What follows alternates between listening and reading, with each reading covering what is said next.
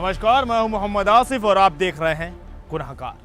दिल्ली की रहने वाली वो महिला अचानक कहीं लापता हो गई। घर में मौजूद उसकी मासूम बेटी काफी परेशान थी। शाम ढलते ढलते उसने इस मामले की जानकारी पुलिस को दी। पुलिस ने भी अपनी तफ्तीश शुरू करी, लेकिन कोई सुराग हासिल ना हो सका। फिर अचानक तेज बदबू ने पूरे इलाके को परेशान कर दिया। पुलिस ने जब उस बोरी की जांच की तो पूरे राज खुलकर खुद ब खुद सामने आ गए।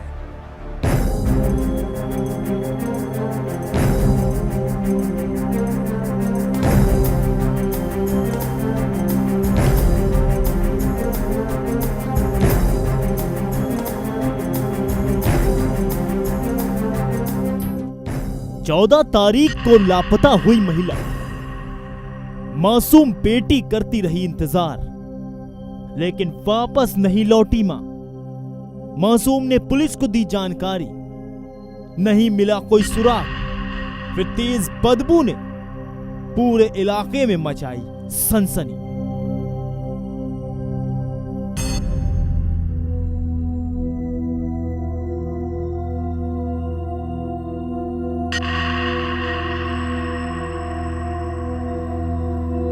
फिर उस टाइम भी झगड़ा कर बोला था कि मैं ना तुझे ना मार के ना जेल में बैठ जाऊंगा, ऐसे धमकी दिया था, मारा भी था। सुना आपने किस तरह ये मासूम उस धमकी की तस्दीक कर रही है जो अक्सर इसकी मां को मिलती थी, लेकिन इस बात का किसी को भी अंदाजा नहीं था कि यह धमकी एक दिन हकीकत का अमली जामा पहन लेगी। तस्वीरों में दिख रही ये महिला फुल्लू बेगम है और साथ में इनका हंसता खेलता परिवार, लेकिन फुल्लू बेगम अब इस दुनिया में नहीं है।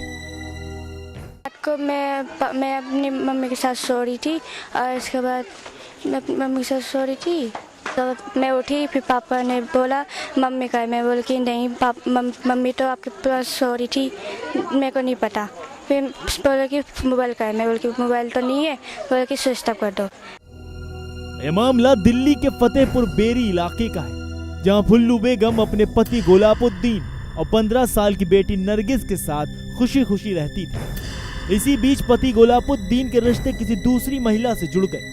पड़ोसियों की माने तो गुलाबुद्दीन ने उस महिला से शादी कर ली थी, जिस बात को लेकर गुलाबुद्दीन और फुल्लू के बीच अक्सर झगड़ा होता था। कुछ दिनों पहले गुलाबुद्दीन ने घर बेचने की रट पकड़ ली, लेकिन फुल्लू बेगम ने उसकी मुखालिफत शुरू कर दी। साल भर से मतलब उनके बीच में अनबन चल रही थी इस चीज़ को लेकर के कि वो दूसरी शादी करने के चक्कर में था, जो उसकी घरवाली बताती थी हमें, लेकिन उसने दूसरी शादी कर ली। कि बीवी को यहाँ से भगाने के चक्कर में था कि वो चली जाएगी। उसे ऑफर दिया था कि तू 3 लाख रुपए ले जा और निकल जा यहाँ से, ये मकान मैं भाई के नाम कर रहा हूँ, कुछ दिन वो भाई रहेगा, उसके बाद मकान को बेच के मैं असम चला जाऊँगा। कि घर बेच, मकान बेच, घर चल मेरे साथ। बोल कि नहीं ये घर नहीं बेचेगा, मैं इधर ही रहूँगी। इसी बात में फिर लड़ाई हुई। मारते पीटते थे। हाँ, दूसरी शादी किया, लेकिन वो असम गाँव में दादी के घर में। बात गुजरी 12 अप्रैल की है। बेटी नरगिस के मुताबिक उसके पिता और मां के बीच जमकर झगड़ा हुआ। पिता ने उसकी मां को जमकर पीटा, लेकिन ये तो रोज की बात हो गई थी। नरगिस की माने तो जब वो 14 अप्रैल की सुबह सोकर उठी तो उसकी मां लापता थी। उसने पिता से इस बारे में पूछा तो उसने कहीं जाने की बात कहकर उसे टाल दिया।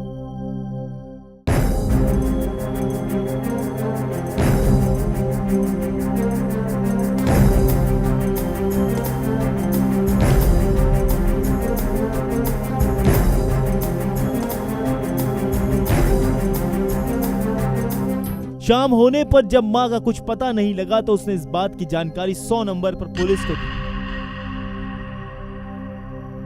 लेकिन कई घंटे गुजर जाने के बाद भी कोई नहीं आया, जिसके बाद उसने 1091 पे कॉल कर मामले की जानकारी दी।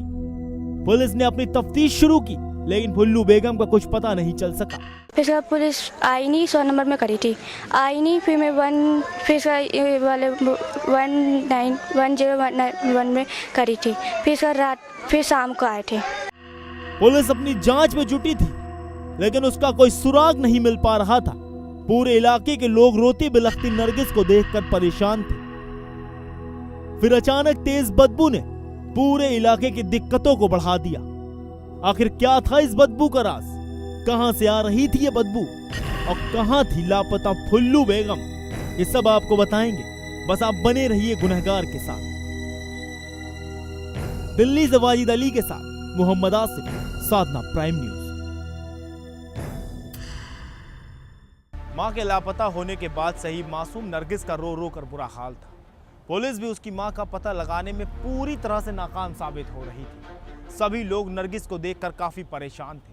फिर अचानक तेज बदबू ने पूरे इलाके को परेशान करना शुरू कर दिया। वो बदबू किसी मुर्दा जिस्म के सड़ने की थी और उसी बदबू के पीछे छुपा था फुल्लू बेगम के लापता होने का राज।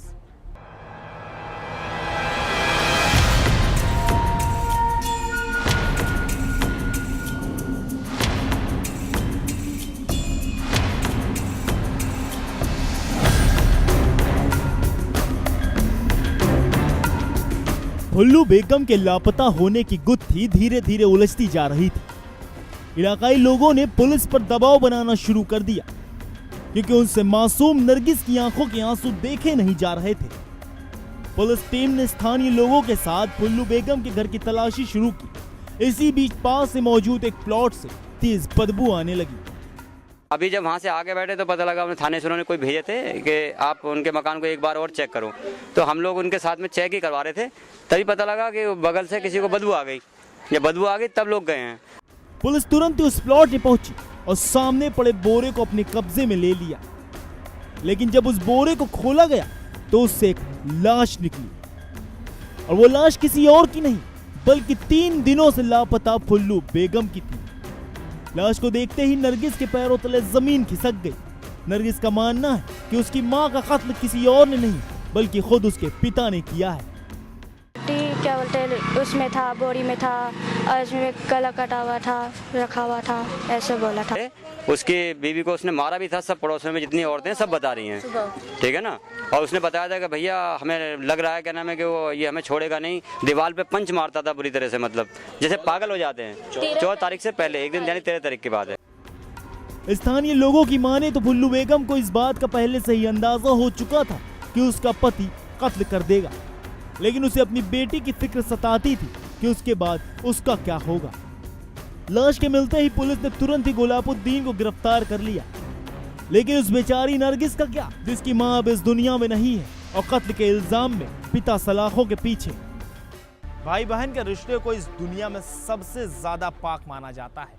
एक भाई अपनी बहन की आबरू, उसकी खुशियों के लिए किसी भी हद तक जा सकता है।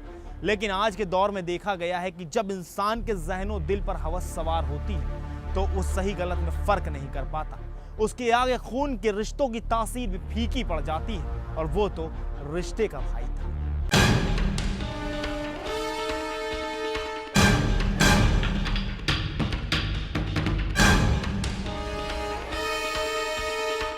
गाजियाबाद के एक थाने में अपनी मां के साथ खड़ी इस लड़की की आबरू को खुद इसके ही भाई ने लूटा है।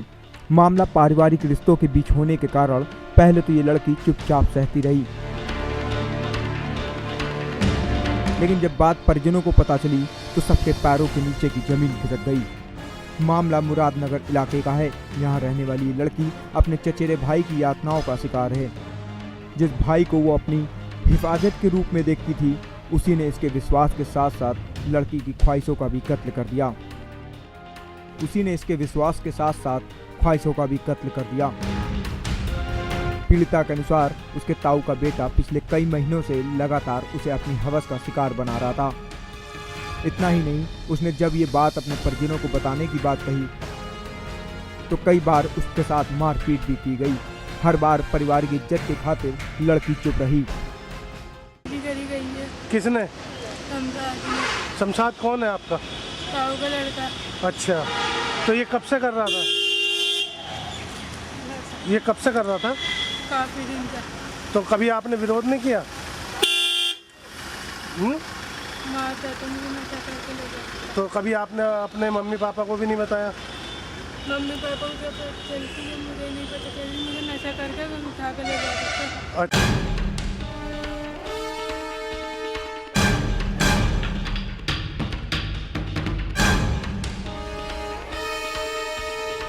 लेकिन जुर्म छुपता नहीं और ये बात परिजनों को पता चल गई।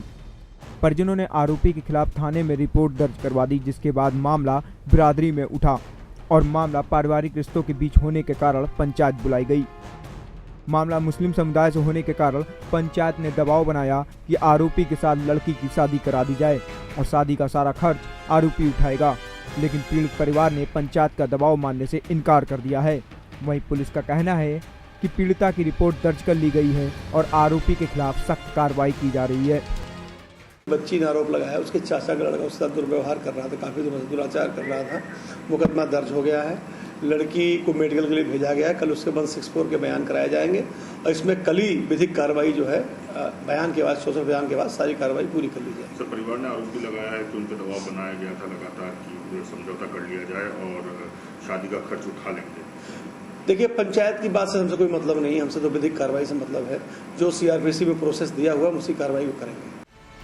बेशक मुस्लिम समुदाय में रिश्तों के बीच ही लड़कियों की शादी की जाती हो, लेकिन जिस तरह से एक भाई ने अपने हवस को पूरा करने के लिए चचेरी बहन के विश्वास को तोड़ा, उसने पूरे समाज को शर्मसार करने का काम किया है। गाजियाबाद से संजय मित्तल, साधना प्राइम न्यूज।